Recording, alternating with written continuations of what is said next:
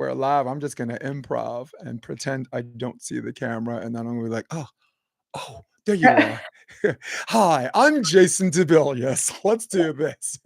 We are live, guys. I'm gonna do my pre-intro. This woman needs no introduction. You know darn well who this is. Buckle up, people. The episode starts right now.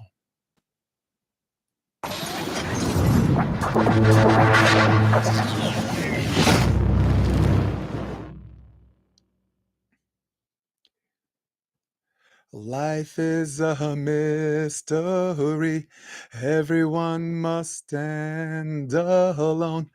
I hear you call my name, and it feels like Nuss! You had me.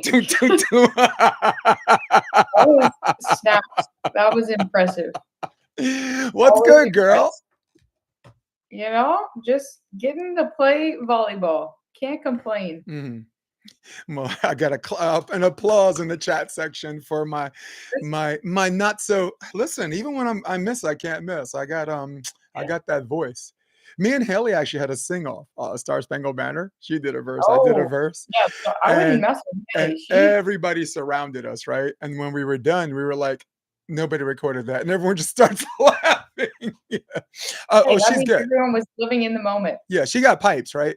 Yeah, she's actually Oh, good. yeah. Yeah, I'm actually impressed. You know, I mean, look, she ain't me, but not everybody could be me. But I always wonder for people who can actually sing because whenever I sing in the car, I think it sounds so good, but I know my voice is terrible. But for someone like yourself, your voice is actually very good. When you sing in the car, are you also like, yeah, that sounded pretty good? yeah, well, for me, I sang choir for 8 years, and my degree is also in theater performance. So, you know, and my voice, like I got what everybody else has in the house as a little bug. So that was the best. That was the best I could do, but that was still good, right? You know.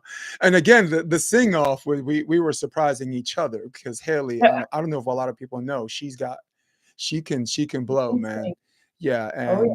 and everyone that's ever sang karaoke with me or went to a piano bar knows that I surprise people, but we ain't. But we cannot be talking about me on this podcast. You ain't getting off the hook that way, Oh, no. guys. She is inquisitive, and she's going to be asking you questions too. I promise you. So, welcome. And you just came from practice. What practice? Oh, well, it came from the gym. Well, first time, so just played Huntington and took off Monday, Tuesday. So this was first day getting back, body moving, and was a little getting to the gym later than expected. Slow morning, but yeah, I was like, shoot, I got to make it for one. I came running up the stairs. I was a little winded before we started it, but no, I'll be practicing later. Louisiana, the weather. Finally, we're getting into the 90s. I absolutely love it. People may be like, you're crazy, but I absolutely love it. So I'm excited to get back out on the sand tonight. Dude, I love the 90s. Flowers. I love the 90s in every way, shape, and form. And Louisiana, when it's warm during the day, it's warm at night. So all of those restaurants that you like to eat outdoor, all of a sudden you're cool. You know, because like Hermosa Beach, when the sun goes down, it is brick. So Louisiana, yeah, guys, for people listening, Louisiana's like that. New York's like that. I was at Maui a couple of weeks ago. I'm going back to Honolulu. I'm doing I got a little surprise for everybody for color commentating. So I got a 18 and under worlds there, and I'm working out my contract. So, and Seaside. Hawaii's not a bad place to be. Yeah. So before we start from present to past, since I'm talking about venues, Corey Brindell, who runs the Motherlodes, like, is that on your bucket list and when you're going to come through? It definitely is on the list. As far as when, it fully just depends on when the schedule aligns. Right. I feel like our between international and then the AVP and just life things, I feel like the schedule, especially the past couple years, has just been insane. Yeah, and the other thing is Corey Brindell, because I know you're watching, and I know you're the one that asked the question, and it's cool that I got him first. Motherlode falls the same weekend as Chicago, right? So Chicago is a Gold Series, and it might not be, even if it's not a Gold Series this year, we both know that you're probably going to be in the Chicago Final Four. This is the year that Kristen Nuss and Taryn Brasher is not having it.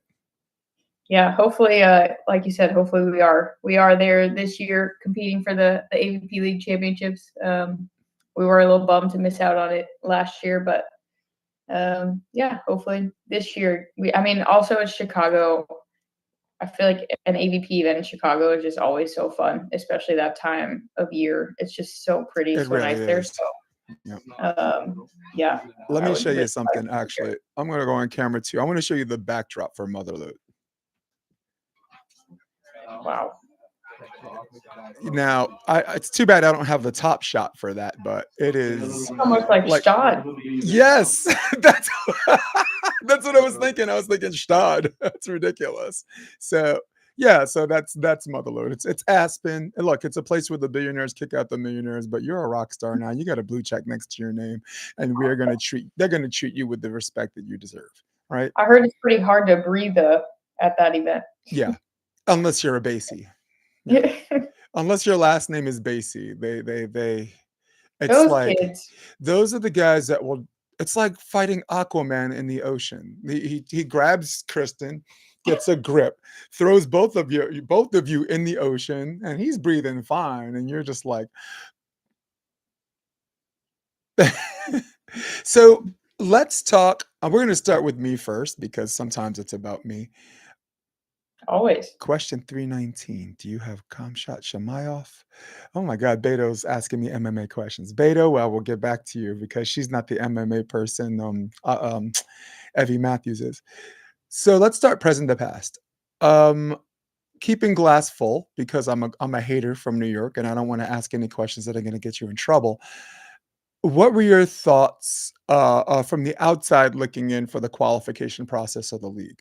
Now, before you answer that, I just want to cite for everybody Kristen Nuss and Taryn Brasher. I'm going to keep saying it like that way until it's normal.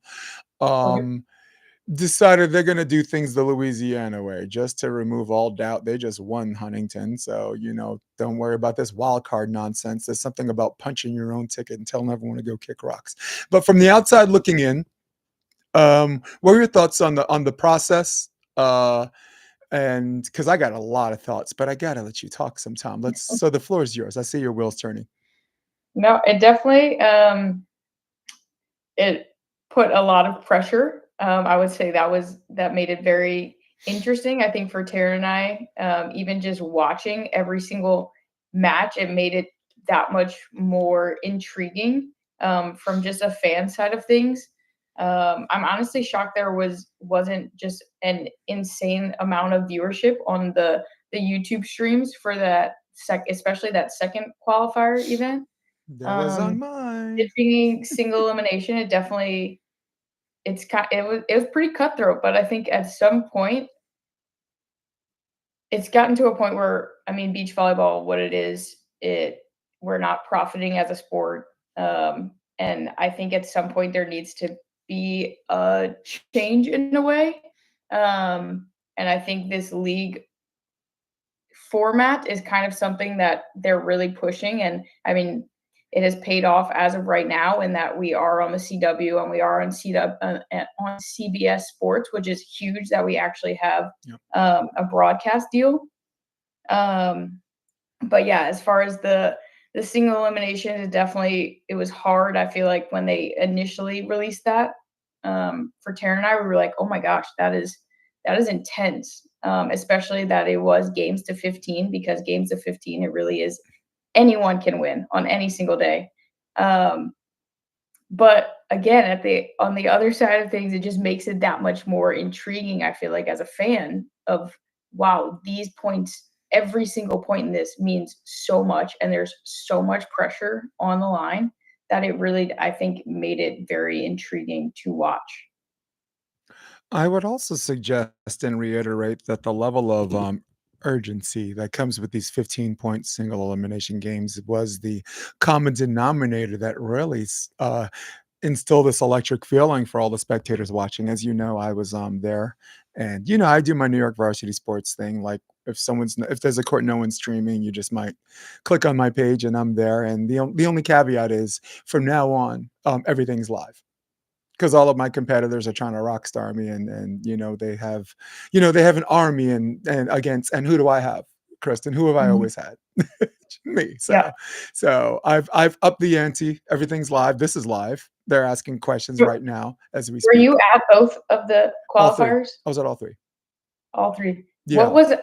We were so curious what it felt like, not the obviously, we were at the Huntington Beach Open, but the 2 qualification ones. Could you just feel the tension? absolutely. You can feel the tension because first of all, the players feel it, right? And you listen, you also take into consideration the slow starters like Alisson is a notorious slow starter, and that's not exactly the format that's built for him, right? Because by the time his upload's complete and he knows how to play, he might be already down 1-0, which is why he didn't enjoy that as much as the other people, right? So but yes, in a sense that I don't know if the players feel it because the people or the fans feel it because of the players they're supporting, because volleyball players wear their heart on their sleeves. For most of us, there's some cold fishes, but most of us wear our heart on the sleeve. So if they're feeling it, we're feeling it. Mhm, Something where you guys and the men have shown significant improvement is um, having everything you do come from this honest place. And when you do that, you start a journey at a certain point, and then as you continue to take that journey, you know what happens? Your followers, you're like this interesting person, and then they mhm. keep following you, and then it gets bigger and bigger, and now you have fans, and now you have a sport that everyone wants to watch, right? Yep. The Heritage Series alone, I got 2,100 views on a qualifier match because Gage Basie and Quakel had all of Colorado backing them up. Yeah. So, and Yep. no surprise if I was taping you, anyone whose last name is Yep. Corey, guys are We got the just whole Louisiana crew. yeah. So, didn't mean to give you a long answer, but I think the people watching that will appreciate the insight because I think they parrot my sentiment. Um, Yeah. yeah. So you come to New Orleans. Sorry I missed you guys. I speak for both of us. We are so busy right now, aren't we? Yeah, You indeed. really only had time to get on that court and be like, "All right, give me this win, shake this bottle, and back on the plane." Yeah, so I'm sorry I missed you because I like you, I respect you, and of course, I wish you luck. Not I mean, well, for you, luck is for losers, but, I agree with you. I agree with you. It's the league, and it there was a double elimination. There was a triple elimination. They had Huntington 1, Huntington 2, and Huntington 3. And the only thing we would like to change is have the Heritage Series separate and have the 3 events on their own. This way, people like you who are already in the league aren't knocking off people, Yeah. who have a chance to I make the will league. say definitely the fact that Taryn and I got the wild card, I think going into Huntington, I was saying I feel like we felt a lot of pressure in that we need to go win this event to prove that we deserve that wild card. So it was kind of like, no, we need to go prove it that yes, we are very thankful that we were given a wild card, but no, we didn't. We wanted to go show that it was um, right. It was rightfully so. Yeah. So it was definitely that pressure of we felt it too, Mm. Right. even though we were very fortunate that we were already in the league. And for me, I can carry the water for both of us, and you can keep the glass half full on this, where I say that at the end of the day, because I'm a Bill Parcells like mentality. Either you're good enough or you're not, right? Now, will there be people that I get caught up that are the victim of this because of timing, like Evan Corey, and whom you can like our eye test shows that man nutrition wise, physically, mentally, he did the off season work that led to this moment. And Mhm. and I mean, I'm not because he's one of your own or not because he's New Orleans, but you really feel for him, or like or Ali Son and Alvaro, who would have been great for the Mhm. league. So, but at the end of the day, I feel for them, but either you're good enough or you're not. You had 3 Yeah, bites I at mean, I that apple. definitely for sure feel for Evan. That was just Mhm. brutal. That try, of course, poor timing with the back injury. So yeah, that one definitely is tough. Just knowing that there was a small obviously there was only those 3 qualifying events, and the fact that you miss out on one, that's pretty huge. So I Right. definitely feel for Right. Evan in that regard for sure. The comment section, if you make the Olympics, you deserve a wild card, IMO, in my opinion. And Beto, I speak for Christian and myself a lot. We agree with you on that. But what I was saying is have the Heritage Series different, because the people who make the league shouldn't have to beat the best team in the world to get in, right? There's 8 teams, right? They might be the 3rd best team. They might be the 2nd best team, right? So having to face Miles or to be, of course, Miles Evans and Miles and Miles made the final. Those are the Olympic teams as well. But the process of having to beat those teams is unfair, right? But I'm mixed because at the same time, you had Taylor Crabb and Billy Allen small balling people, and the men's division allowed that to happen. So of course you cheer for a little bit. Yeah, go Billy! Oh, Taylor, you're going to be the leader in blocks. But in the back of my head, I'm like, that is an indictment on the men's division. You let that happen. So you don't have to answer that. I just wanted to carry that for us. Okay, but if you want to, sure. You want to get yourself in trouble, you could chime in on that. Yeah, I'll keep my mouth shut. She's like, I know you, Jason. Comment section. Eric Cam Beach, AVP support. Jason, you are a one-man team. A woman running late? No way. LOL, says Karch Jiba. I do tend to run late. That Yeah. is, you can ask Taryn about that. Taryn is always very punctual. I tend to. Don't F up, Right. Jason. It's live. That's Derek Zimmerman. you can't undo anything. That's D-Zim. We know him. I haven't seen him in a while. Yeah, I talk to him once a week. He's when I went to New Orleans, I was introduced to him, and he's like, "Why do I care?" And I looked at him like, "Why do I care?" Right? We're shaking hands like, "Okay, why are we?" But then he's like, "Do you like whiskey?" And I'm like, "Yeah." He's like, "Let's hop in." Hopped in the truck and talked about volleyball for 4 hours, hammering whiskey. So guess what? New best friend. Yeah, good combo. So I have a question by Ruth Nelson, who's a beach volleyball legend. I mean, an indoor coaching legend. I think she's the winningest indoor coach in NCAA, and has been coaching as early as the '60s. So, I want you to consider how many times the rules have changed. Yeah. For Oh my that. gosh, So that is her impressive.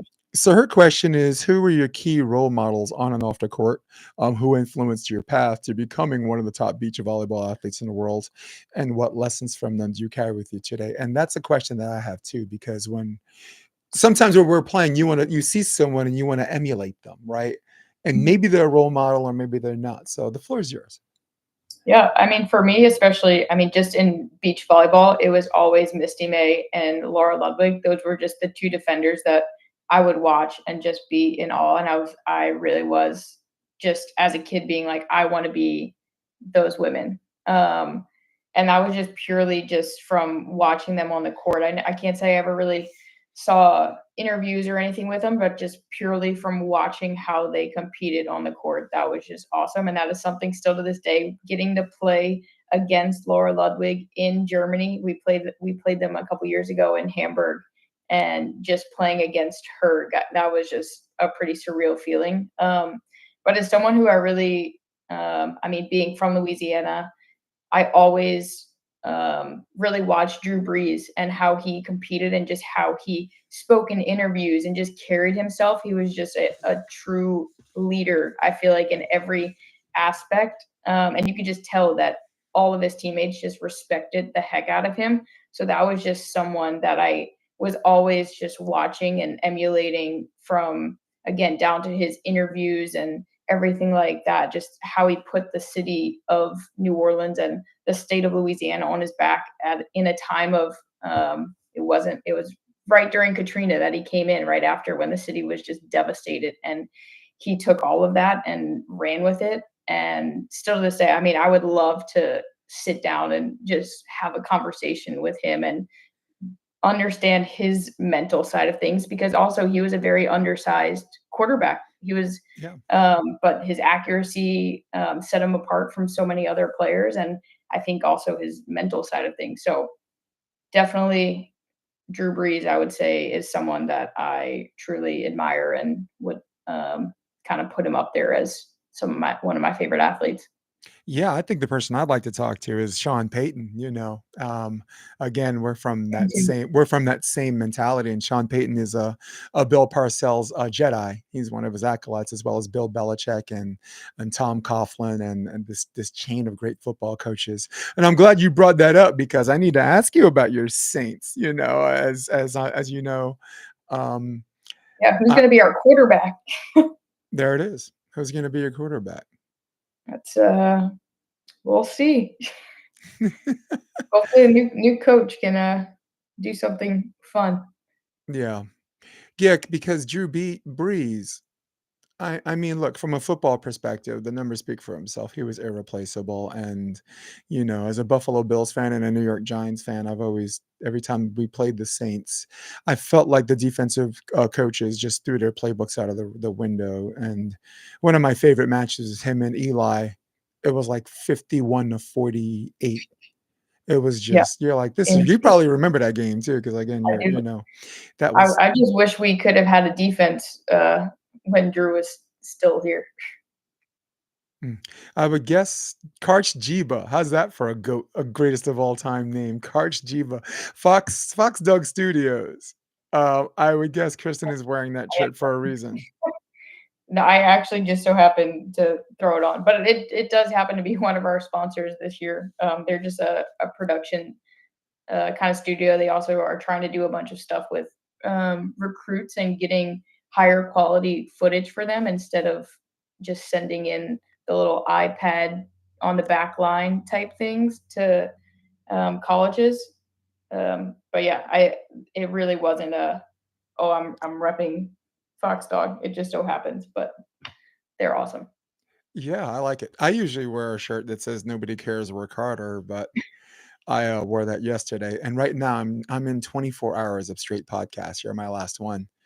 I did Oh, Aaron Wexler, and I did the Cal State Bakersfield coach, Andy Fullwinder. I just wanted to get a nice mixture of relative unknowns and West Coast, homies. yeah.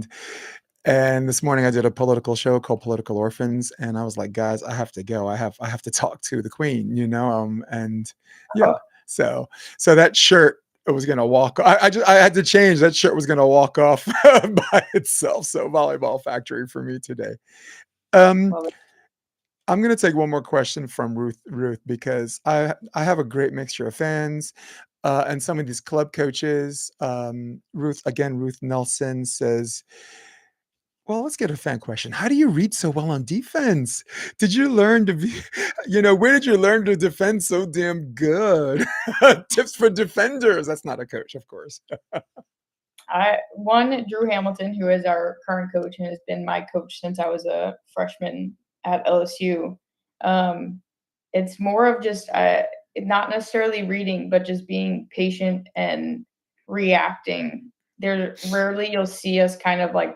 I mean, there are times where you run plays and you run for a specific shot, but I feel like we tend to just rely more on just being patient, turn, putting up a solid block, and um, just trying to run down the shots. Um, it is weird though because I do have sometimes just in talking with Drew, there are times where I'm like, I don't really know why I did that, but it just so happened that the ball did come to me. There's like, it's just a weird. I was like, did I see that play happen before it actually happened? But I can't. It's like hard to describe um, how it works. But a lot of times, it's more of just looking at where their position is, like how they're approaching, what they're um, are they going up with a pokey or not? Where is the set? There's a lot that goes into all of it, but the foundation, the core is being patient and reacting, not don't read. Right. And for sure, don't leave home unless you have to, unless it's like a switch, like a 4 switch or something. How much of that can you attribute that to team chemistry, right? I mean, you played college with Coppola and you had decent chemistry with her, but then when you were in Taryn, you kind of you took the ball and, as an understatement, ran with it, right? Yeah, I Um, mean, I I do mean, think it's a yeah, because you were talking a little bit about clairvoyance, right? Like, yeah, all right, I'm just there, but then a lot of it's work. So continue. Sorry, floor is yours again. no, I was just gonna say I give a lot of credit to that to Drew and just kind of what the scenarios he puts us in training. But yeah, I mean, a lot of it definitely I feel like once you play with someone for so long, you do just kind of know what they're going to do or where they're going to be in certain scenarios, and you don't even have to speak about it on the court. Right. So that definitely happens sometimes with Taryn, and even there are times where in practice we'll be playing. We train a lot with juniors, and whenever if I'm not playing with Taryn, in my head, I'm like, oh, Taryn would have done this. Like, it's just funny that after playing for so long, it is just kind of like you know what the other person is going to do. It's kind of like a little dance. It is. I actually saw a play where Taryn on a one block pull, right? Um, you ran behind her because your clairvoyancy knew that her dig was going to pop up and go backwards. You were already running that direction because somehow, somewhere, your clairvoyancy knew that she was going Yeah. to misplay the dig, and you're back there. And then you set the I call it the lemons to lemonade play. And in fact, as a coach, I do tons of drills on that. You know what I mean? Mhm. Like scenarios where the Yep. setter has to chase down something, and Those are honestly the most fun plays aren't where they? you just Oh, get to go chase it down and you just try and throw up some crazy set. And sometimes it works, sometimes it doesn't. But those are the most fun. I had Stephen Roschitz and Canole jump in.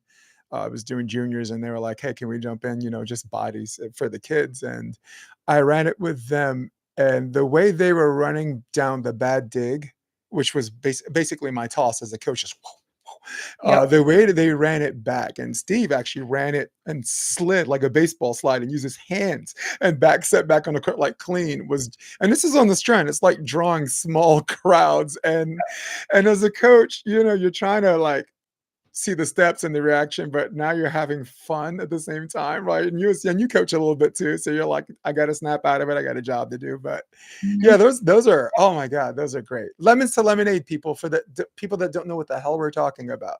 Ball, the tosses coach, the coach's toss represents first hit. The blocker has to land and turn or pull and turn, and then you have to run down wherever it is. The third person, has to create their string or where their approach is. And the most important thing, next time you coach, all right, because you've been playing, but I'm gonna give you a coaching tip.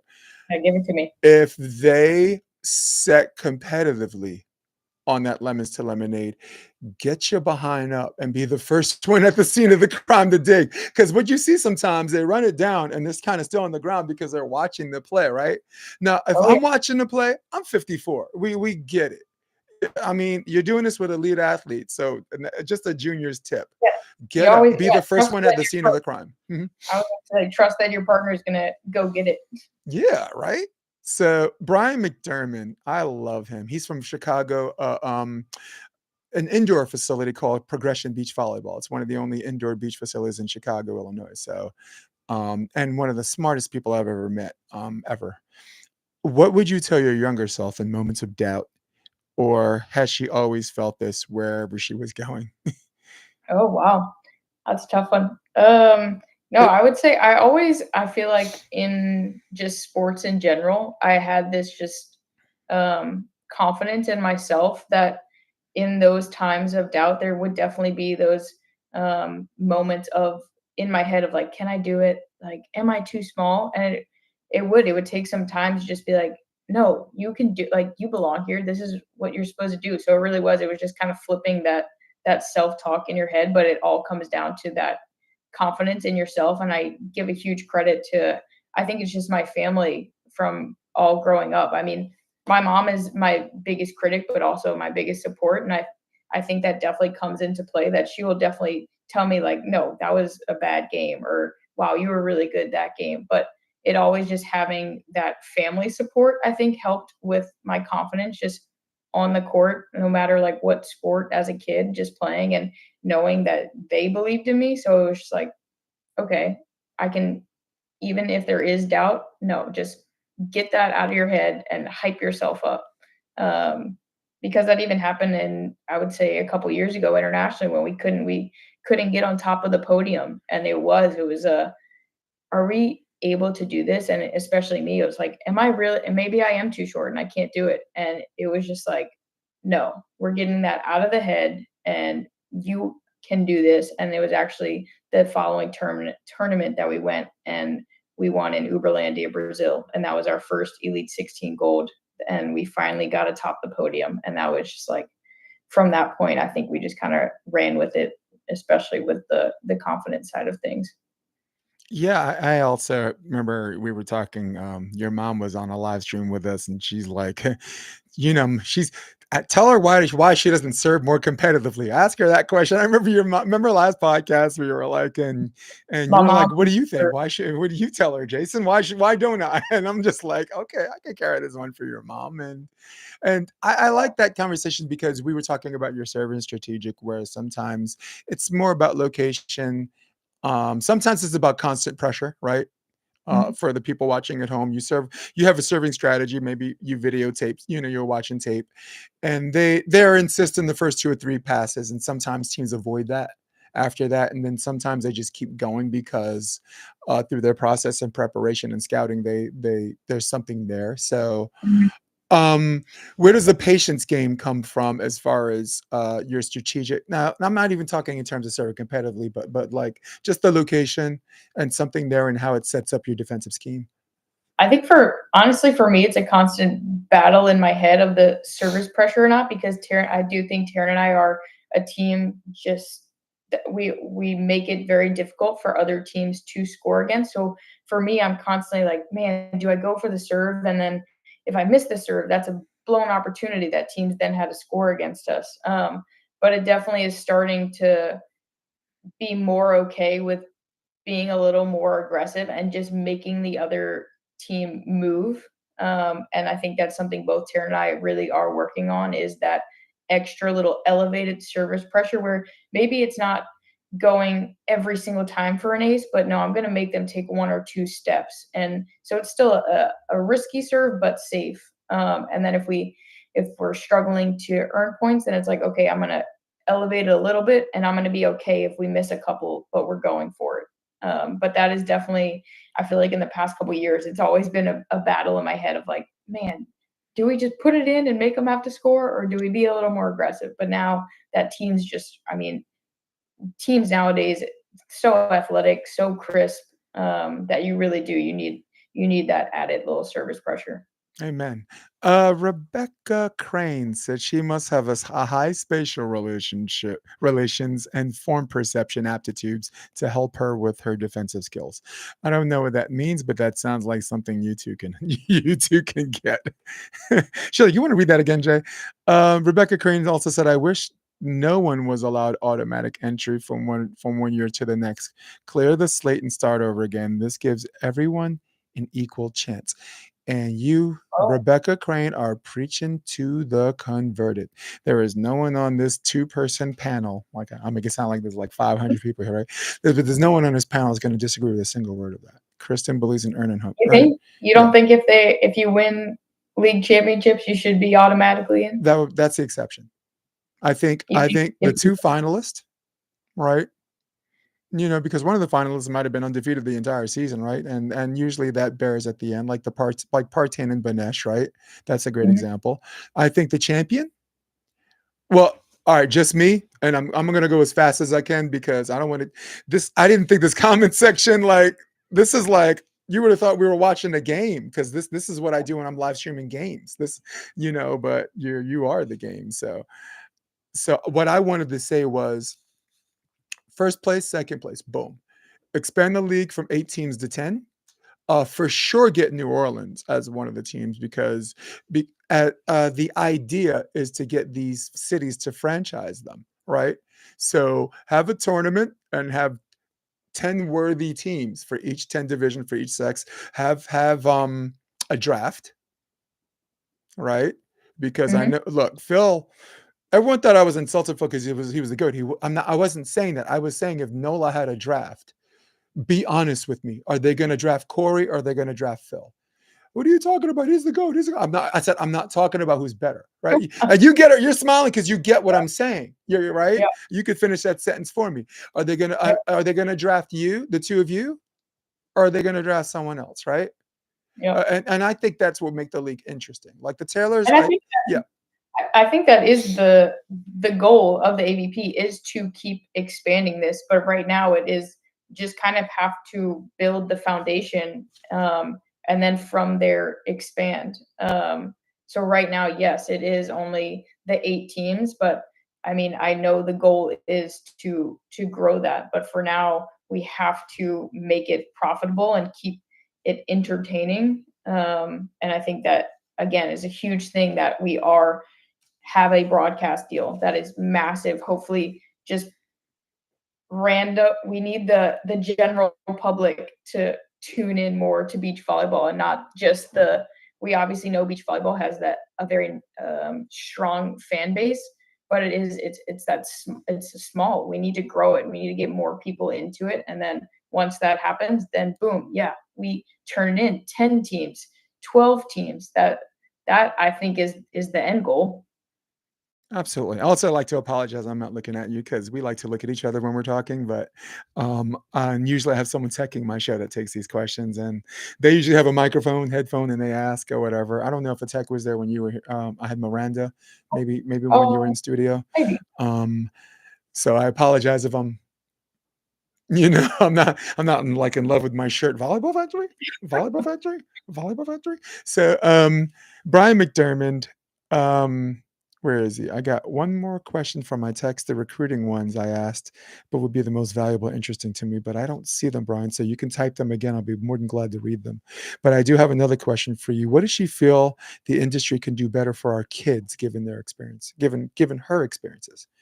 And Brian, before you answer this, he might be coming from a place of telling kids what they can and can't do. He has a huge peeve against coaches that line kids against the wall and say, you're short, you're tall, you can do this, you can't do that. It drives him insane because he is shorter and he's big. He plays big. He's like 5'9" Mhm. and like a size 13 shoe, and he's a freak. And it's a great question for you, and it's appropriate.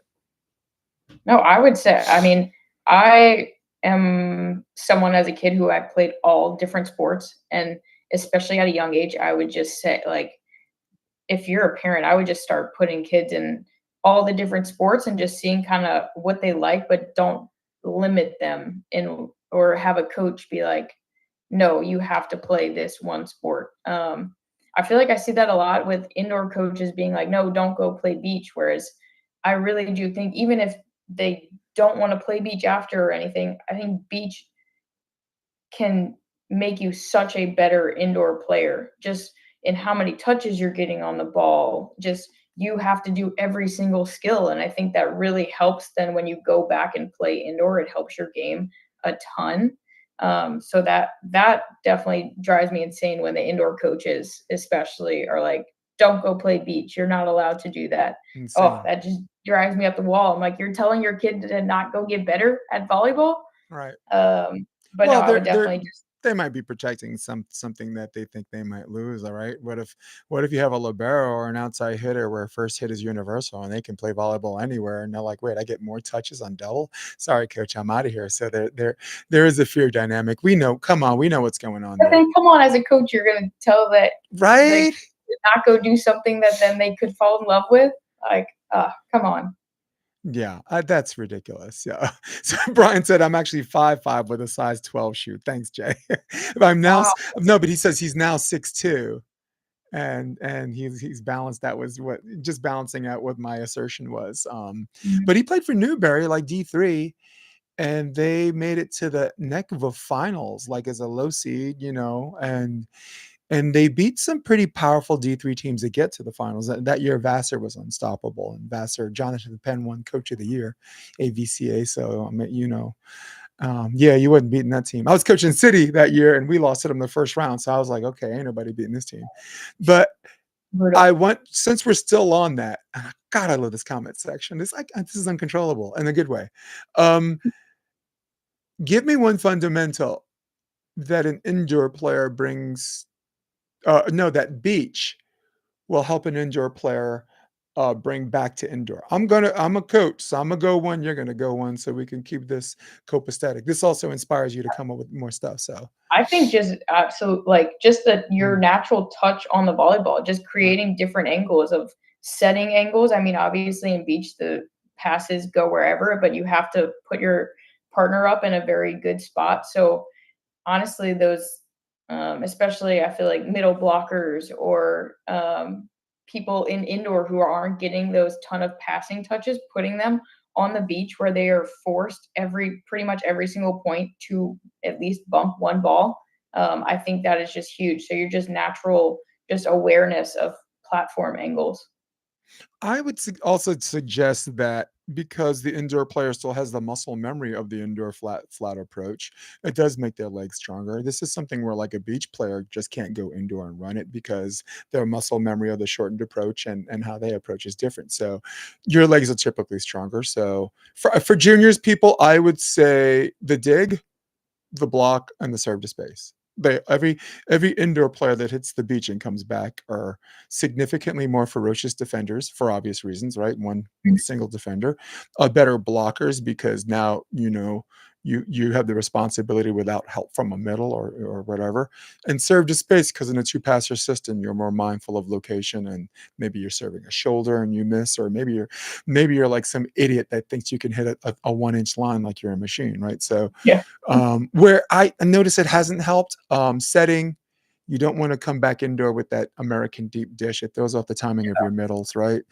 Serve receive, where indoor is more specific, location specific, where you're trying to run a play, where, outdoor, you just have to pass to Taryn's hands and where you have some court vision, right? Where you still Mhm. keep your court vision. So Yep. yeah. And hitting, of course, that's academic. Two-man block. But I will say Two-man what block, you're four-person dig. Sorry, go ahead. You're talking about with the approach. I still, whenever I played in high school, I played beach in the summertime and then went back to school volleyball.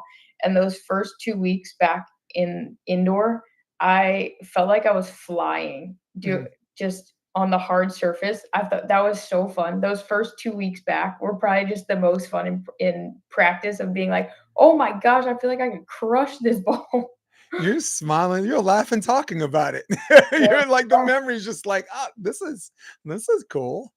I mean, I can't tell you the last time I've been on an indoor court and hit a volleyball, Oh but god. I just Yeah. vividly remember those first 2 weeks back in high school, and it Yeah. was just like, wow, this is incredible. I wish I could feel like this every time. Yeah, I think as long as you're good, better, best, like, just warming up properly is okay, you'll be okay. I, got invited to play over 50s, like, for regionals, and I'm like, call me tomorrow," and I, like, got a coach, got a gym and got a coach to set me 100 balls, Oh and wow. you're right, just my good, better, best, and my knees like somewhere like 20, my knees like, yo, take it easy, but yeah, wow, you're spot on. I got one more question for Brian because he wants to move on from us and then talk about you, but this is big. What was her recruiting process like beyond her play? How did she separate herself from her peers? See, that was I get asked about the recruiting a lot, and I feel like my story is so different just because at my time going into college, beach volleyball, it was so new. So LSU, I think it was only the program had been around for 3, maybe 4 years, and they were really just kind of looking for local talent. And I just timing wise just so happened to be there. I was obviously a local girl. I really didn't do any of the showcase events. I did a couple of them, but I really didn't have to just because LSU was there and they were interested. And to me, as soon as LSU was interested, I was like, I'm signed, sealed, delivered. Like I've always wanted to play at LSU. So when that opportunity presented itself, I obviously was like, "Yep, I'm in." But funny story, I didn't know just because I knew nothing about how recruiting worked. Because you didn't go to the Get Noticed showcases, and Yeah, didn't I didn't had no see idea you. how it all I worked. ran the BVNE Beach Volleyball National Events. I ran that with Duran. I would call the quarters, semis, and finals. I never saw you. Yep, because just didn't do it. Didn't even know how it all worked. But I went on a visit at LSU, and the girl who I partnered with and played with a little bit in juniors, she was already committed and everything. So after the visit, I called her and I was like, yeah, it was fun, but I was like, but they didn't ask me if I wanted to commit. And she was like, girl, she was like, they don't ask you, you have to ask. So I was like, oh, so I hung up with her and immediately called Russell Brack and was like, can I play for you? um, Russell must have been like, I understand. Well, it must but have it been really was. It was just timing. It all worked out perfectly for me. So I really, that is a hard question for me because I didn't go through all of that process that people go through nowadays. well, it must have been a pleasant surprise that Russell brought in twofold, right? In this world of typecasting players that they recruit, right? You're not going to the get notice showcases, and you're with what we affectionately refer to as an undersized player. So it must have been a pleasant surprise to Russell Brock in both of those ways. Like, wait, she's good. And, let's say she doesn't pan out. She's good for the team. I'm not saying be there, Rudy, but I'm saying you belong someone on that team. I mean, you didn't have to shock the world and be their pair one like you did for Christ's sakes. But you get what I'm saying? That you can appreciate how it was a pleasant surprise for you, but also I think Drew Hamilton was his assistant at that time. He was Right, the volunteer coach. right. They rolled as a pair too. They go to the national events. They did everything together. Very much Mhm. like Dane and Gustavo. I mean, they'll part ways or whatever, but they kind of really rolled as Mhm. a unit. And I like that. Two Yep. coaches that look in shape too, right? You ain't got no fat coach. We would play. Me and Claire, we would play against the two of them at Mm. practice. That was always fun. Tyler Thurl says the number one defender in the world. Jeannie says goals this year. What keeps Kristen motivated? That's very, Ooh. very loaded. Kristen's like, how much time do you have? I know that is a loaded one because I think for me, I mean, Taryn and I, we strive to be the best players that the both of us can be. So, I mean, neither one of us are necessarily content with where we are. We still feel like every single day there's just, I feel like numerous things that we could be better at both individually and then as a team. So I think that just constant wanting to better ourselves is what keeps us going every single day at practice. And then also just trying to keep going for the dream. I mean, you can see these jerseys behind me. There's definitely would love to have a medal in one of them at some point. So I think the end goal is always bringing home an Olympic medal. That is definitely what keeps the wheels going.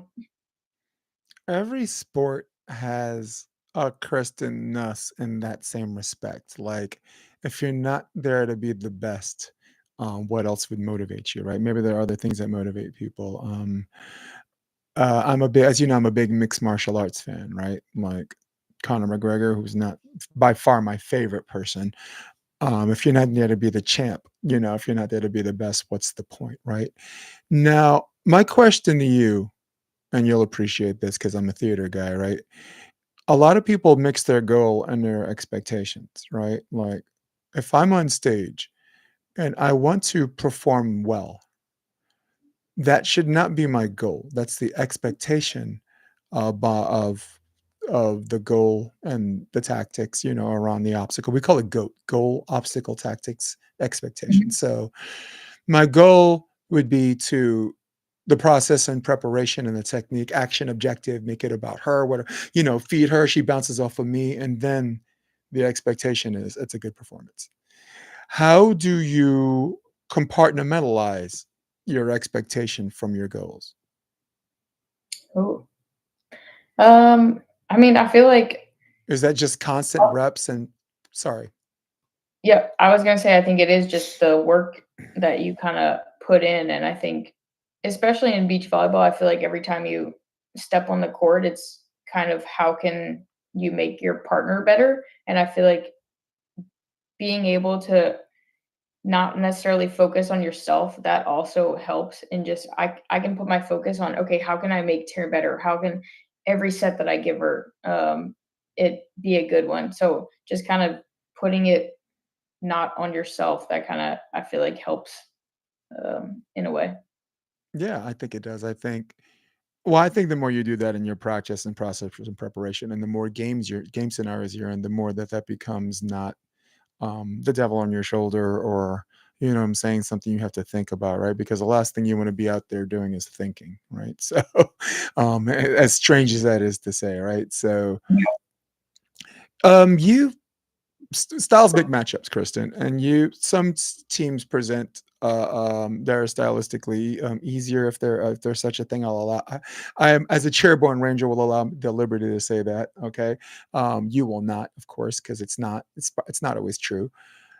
The Brazilians, Ana Patricia and Duda, have always been kind of like your stylistic nightmare. And I don't want to give away too much of your strategy, but again, I'm a coach, and my eye test tells me that it came from their uncanny ability to pull. And you impulsively see the pull and you challenge the pull. And they get these digs, and then they burn you on transition. And this is all very familiar to you right now. I know it is. I sound like Ralph Cramner. I know that you know that I know that you know it is. Uh, um, what No, Anna were Patricia is definitely unique in that she is a very large blocker, and her ability to still be mobile and get off the net, and then her insane just anything in her vicinity is just like a perfect dig to Duda. Yeah. And then obviously her ability just to be able to transition and score from anywhere on the court. That definitely is. She's very elite at I that. think she's the best pull blocker in women's beach. I would put her and Carol also from Brazil. It's Yeah, something about the Brazilians. I don't. Taryn and I talk about it all the time. We're like, yeah, as kids, did they just pull off the net and have people just hit the crap out of balls at them? Because they make it look so easy. It's yeah. effortless to them. And I like that you named the third Brazilian team, because there were five, but I don't know, they all start to sound alike after the third one. So I'm glad you were smart enough for both of us to stop at three. But yeah, and I think the way that you were beating them, again, without giving away too much, your strategic, or assuming Brazilians even watch this, right? Um, I noticed you weren't going shot or three-quarter shot. You just started going hard driven, right? Hard driven middle. And if she was pulling into the middle, or whether Duda was pulling into the middle, it gave you this generic strategy of how they were going to play you that day.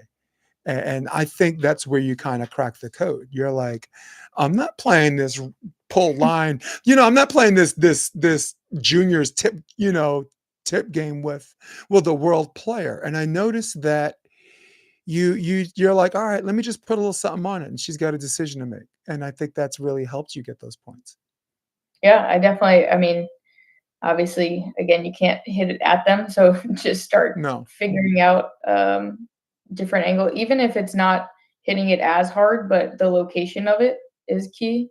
Um, yeah, it definitely you have to find different ways. Yeah, and you did.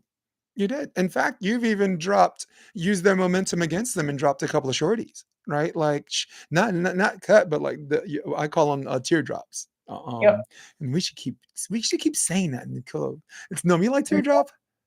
I like I like it. teardrops. Yeah, I like Teardrop. teardrop shot. We call it a droop.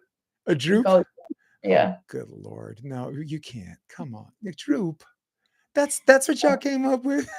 a droop. You're the And number then one team in the world. You're going with droop. yeah, She's like, "Yep." She says, "Fight oh, me, Jay." I I don't know got if three Drew brothers. um, I don't know if Drew said it first or not, but yeah, that's just what we say in practice. Tyler Thurl says, "Who's the most fun to play against in the U.S. and who's the most challenging?"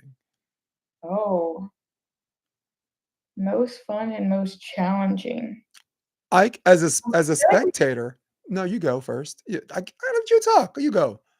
I was gonna say I feel like anytime we play Kylie and Haley, it's always a battle with them just because I mean Kylie is very physical and has a strong presence at the net, and then Haley is just so athletic in the back.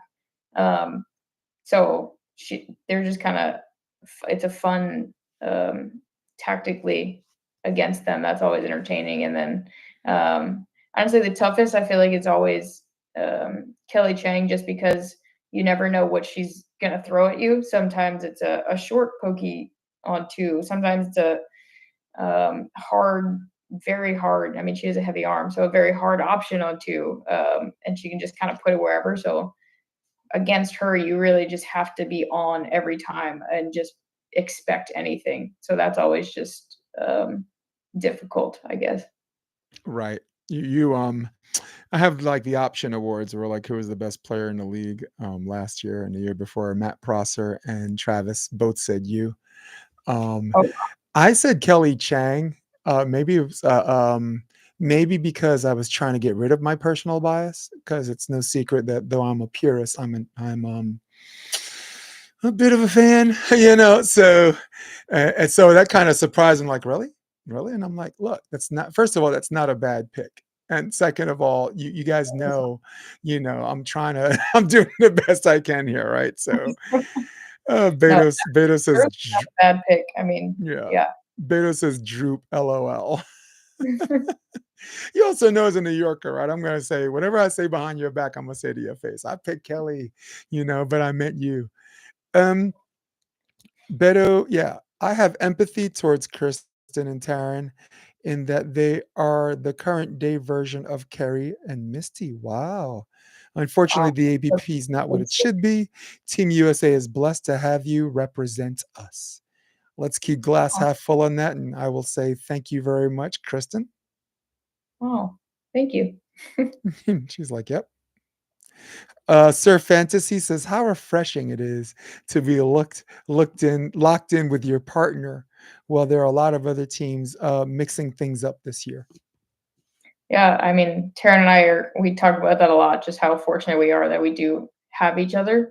And it's not, I feel like in beach volleyball, a lot of times there could be added pressure of, oh my goodness, if I don't side out well in this game, I may get dumped. I may need to find another partner. And for Tara and I, our whole career, it hasn't been that.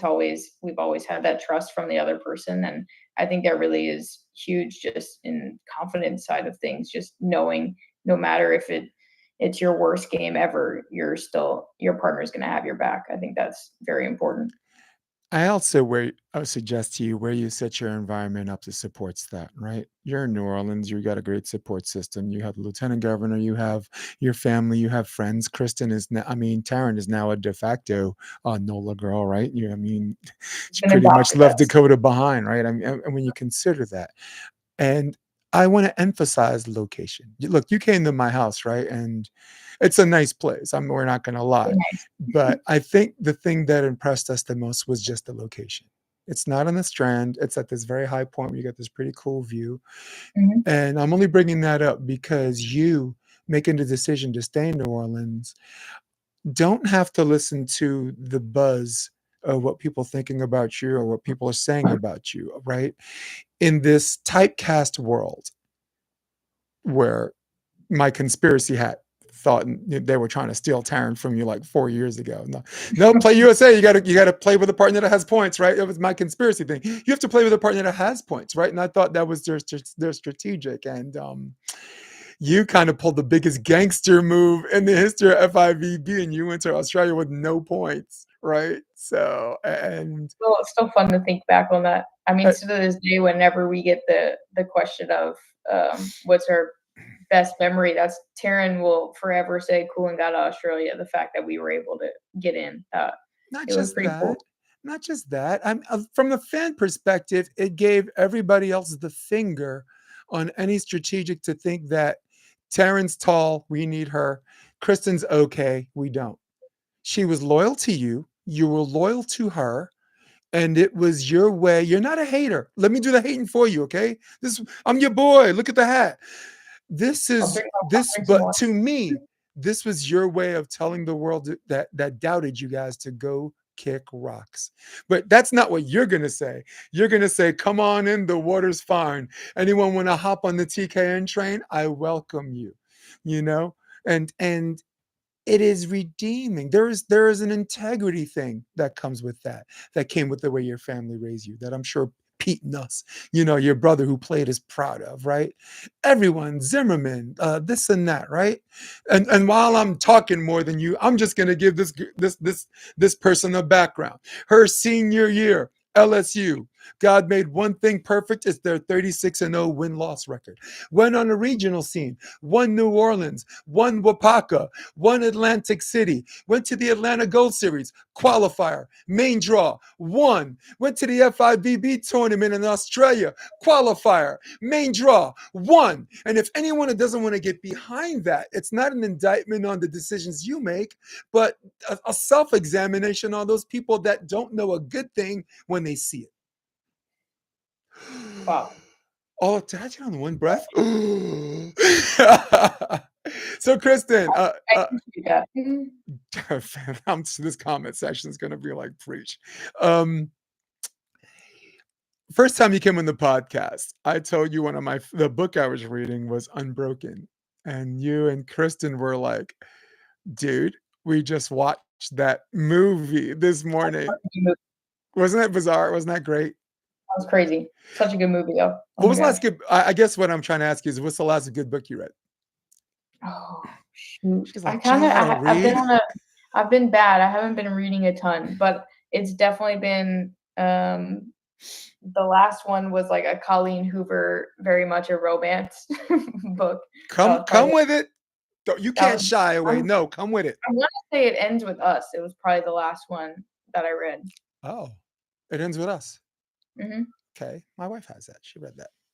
Yeah, I mean, I she's I, part I of a definitely book club. She loves to read, but uh, I all the no. romance novels they give me. I love them, but I haven't read a book probably in over maybe 4 to 5 months. It's been a while. I need to get back into it.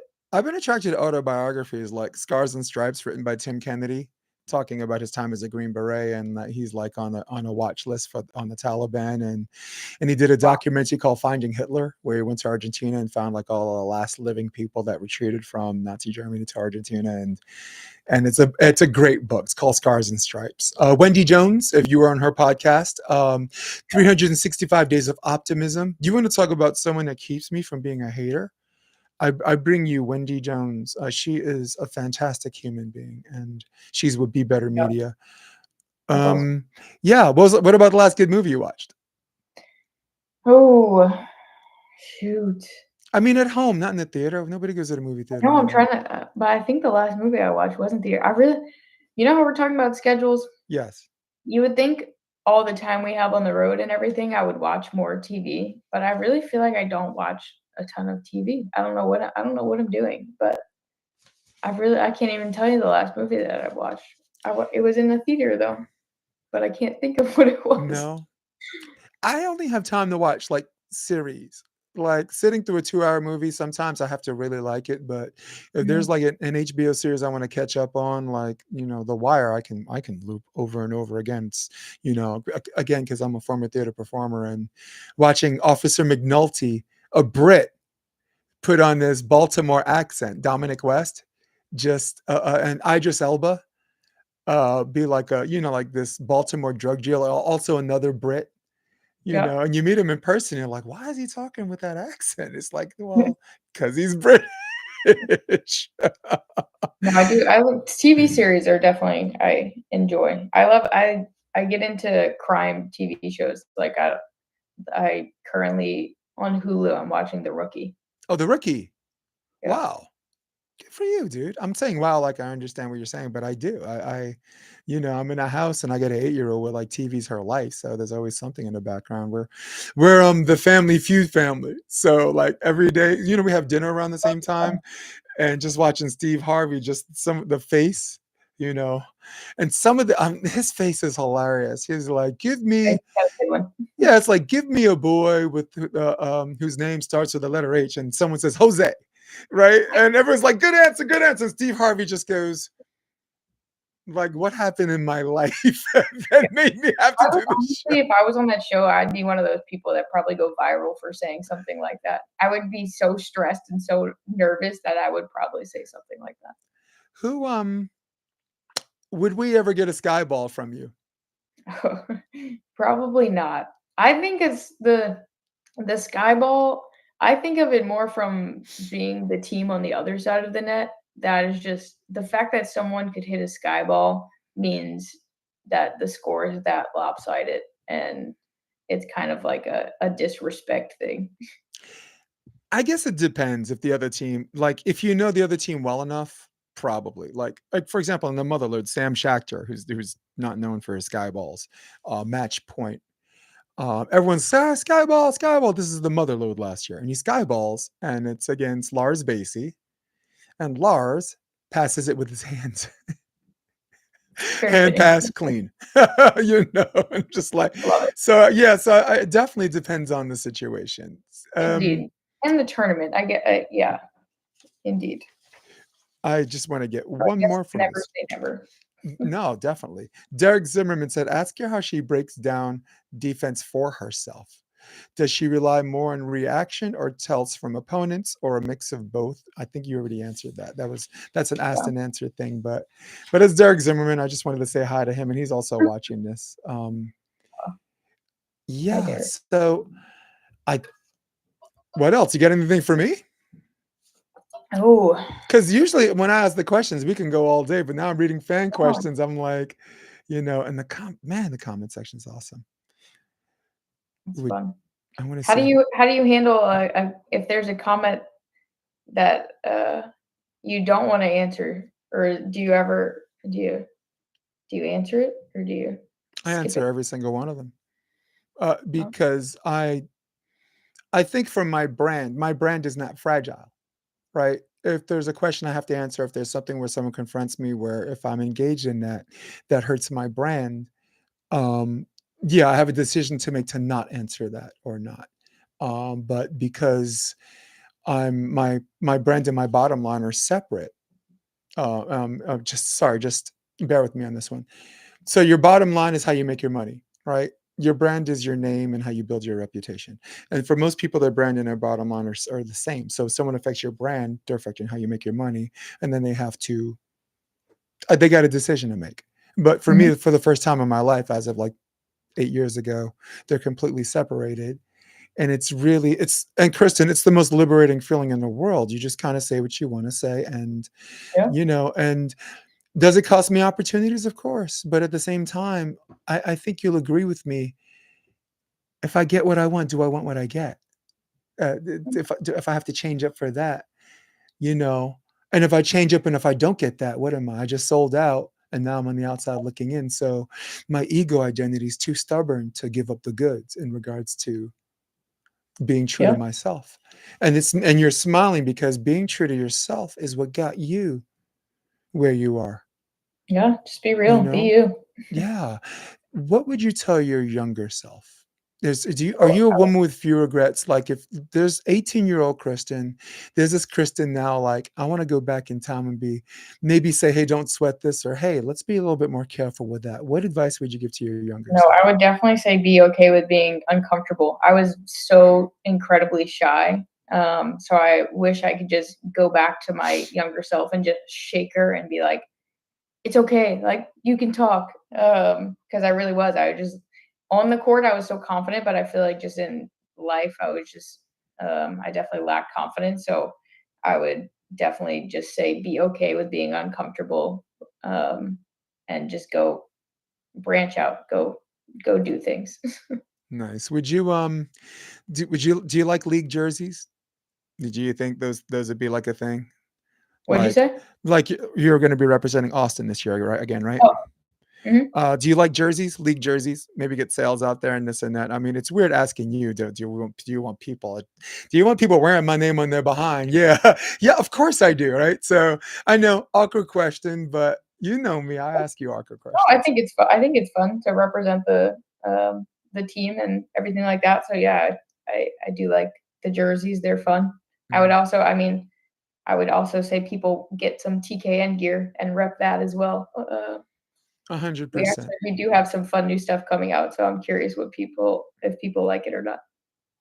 And you're everywhere. Like I was doing a documentary 2 years ago, and I drove to 14 different cities, like 6,300 miles, and I'm like, "New Orleans? This isn't a one-day stop. I love this place. I love Sean Ledig. Me and Derek, we're gonna get some whiskey." And I'm at a juniors tournament, and who pops up? You and Taryn. And all the kids leave. They're in the middle of their games, and they all leave the courts, because you guys are rock stars there. So how does that feel? How does it feel to be a rock star? It's still, I wouldn't say we're rock stars, but it is pretty crazy to meet, especially some juniors players, and when they just like can't speak or anything just because they see you. It's a very wild thought, but just know, and I say this to all the juniors, that I was once in their shoes. I mean, I still remember being at nationals and on the sidelines watching Kelly and Sarah compete at nationals, and just being in awe. So I was definitely, I will always say I was once one of those kids. And yeah, you just gotta keep dream big, I would say. How do you hit the psychological reset button? You have had some very weird disappointments, and the things you consider disappointments are some people's success, right? Some of your, like Eminem said to Machine Gun Kelly, "My biggest flops are your greatest hits." Uh, um, actually, Machine Gun Kelly doesn't even do any more rap after that Eminem track. The whatever the response, Machine Gun Kelly left rap. But hold on the story. I'll give you an example. You build to this momentum to go to the Olympics. You want to put yourself in a good position where you have momentum going into the Olympics, and you go to the Olympics in this position where I would call the catbird seat. The catbird seat is that bus where you're up there and everybody else is down. So you're in the catbird seat and you're doing all the right things in process and preparation. And then you lose the second round or first round. Um, the round of 16. Right. I think. To the Canadians, right? Yeah. Right.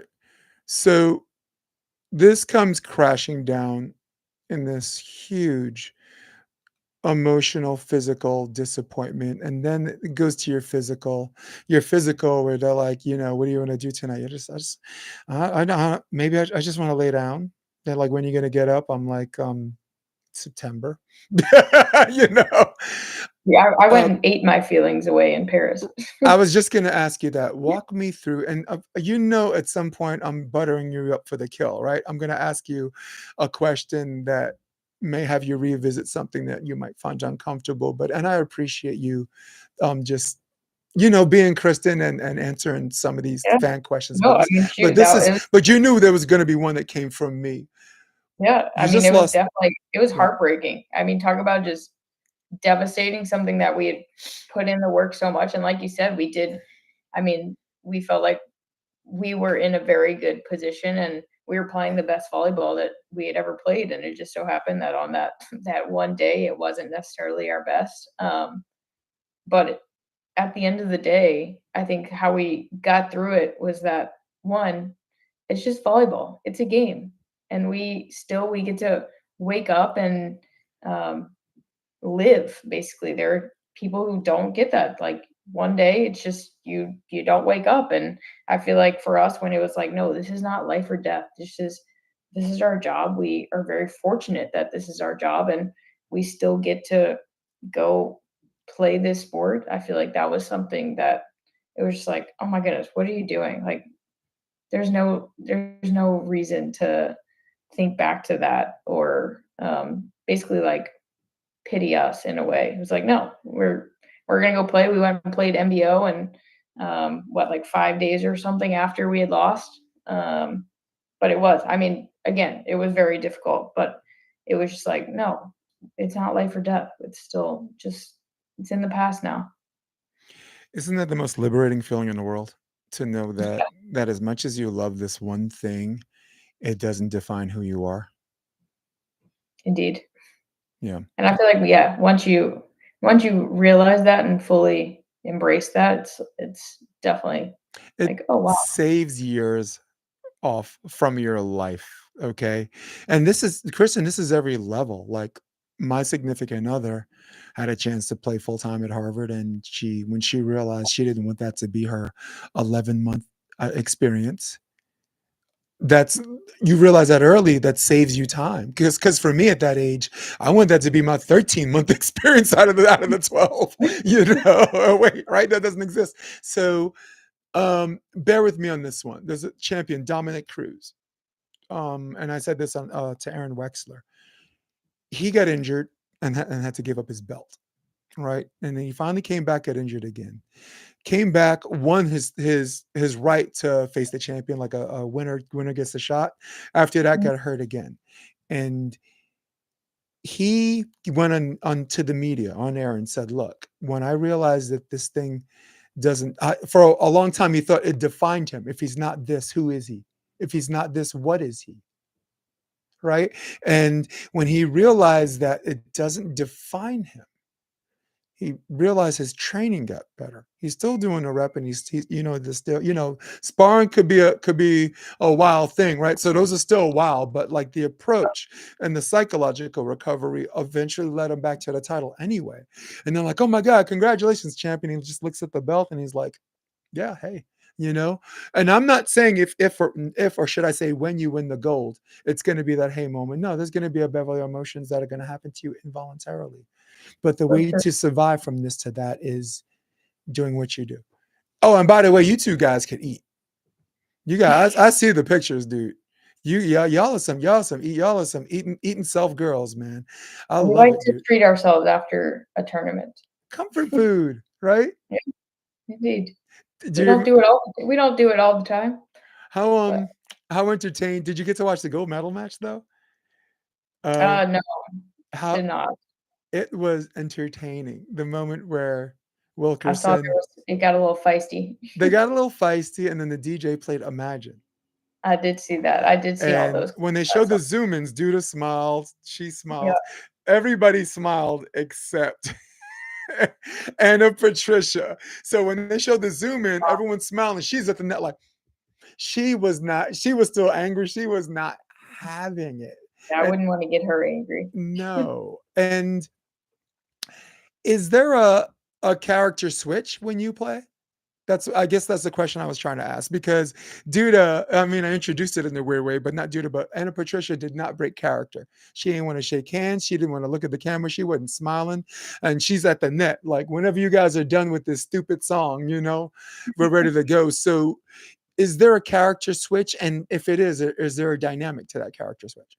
I wouldn't say necessarily a character switch. Are there some games where I am just a little more just locked in? Um, yes, but still just me, just going out and playing volleyball. I wouldn't say I have to create any sort of, um, yeah, a different character. It's just me being either extra locked in or sometimes Right. not as much. Now, on your offensive game, sometimes you make it look easy, and we know it's not, right? And I have a friend of mine that played with Karch at UCLA, Aldous Lucis, said that Karch never jumped 40 inches. He jumped 38 because he found a 90% cruise control that he was able to sustain. So instead of going 40, 40, all of a sudden you're at 36, and then you got to get back to your 100% to get to 40. So is there, and forgive me for my language, right? Is there a cruise control that you operate that allows you to sustain that same high performance from an offensive perspective in a tournament? Um, I would say no cruise control because my cruise control is always has to be 100%. That just comes along with being undersized. Is that every single jump, every single approach has to be that 100% in order for me to get max height. So I mean, cruise control for me is always 100% on every single jump, approach, and everything. Every single one must look the exact same. How do you sustain that? Training, just in training, again, that's what every I would say approach looks like. Okay.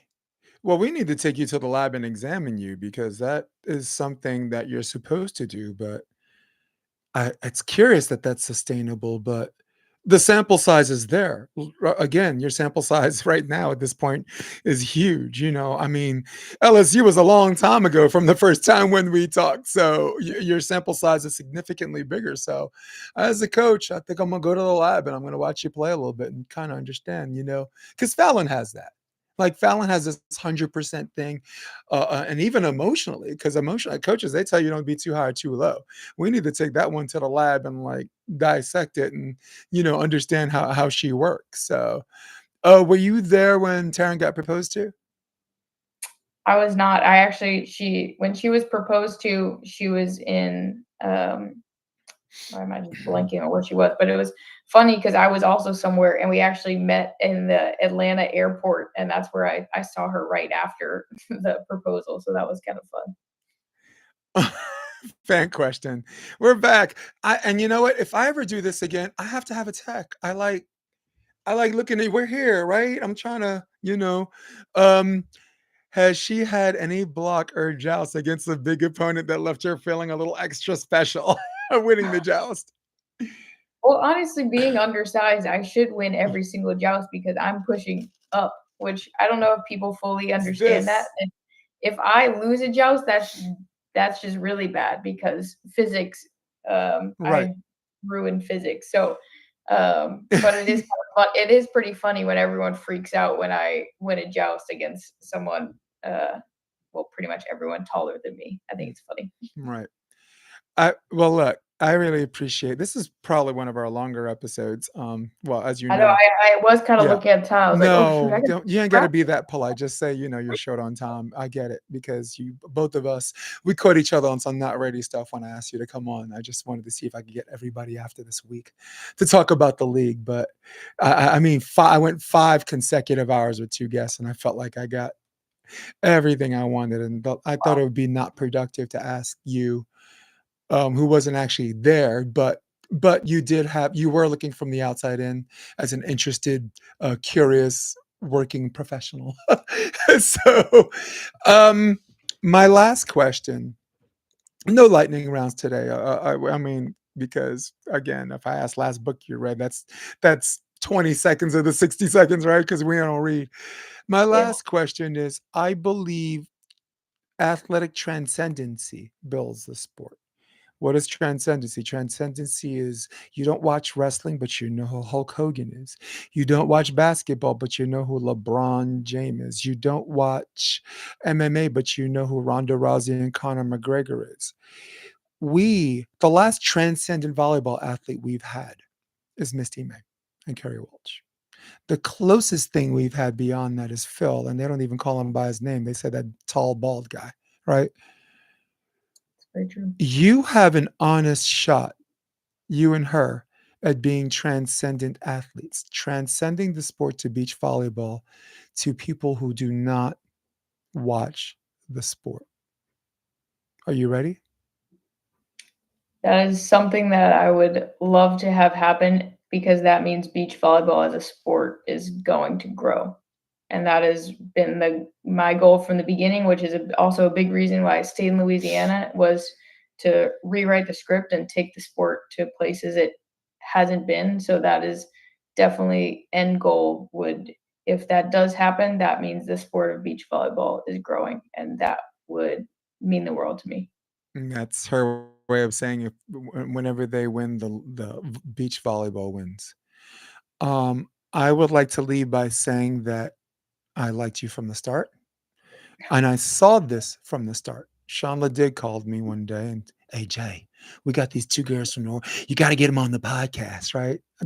We were both puppies, right? I think you were still playing. You just joined Taryn or whatever. You got to get these, that Sean LeDig accent. You got to get these girls on the podcast. Hey, they are butter, man. Not no margarine, not no parquet. They're butter, dude. You got to get them on. So I saw that then. I see that now. You are beloved and you're still the same Kristen. I love it.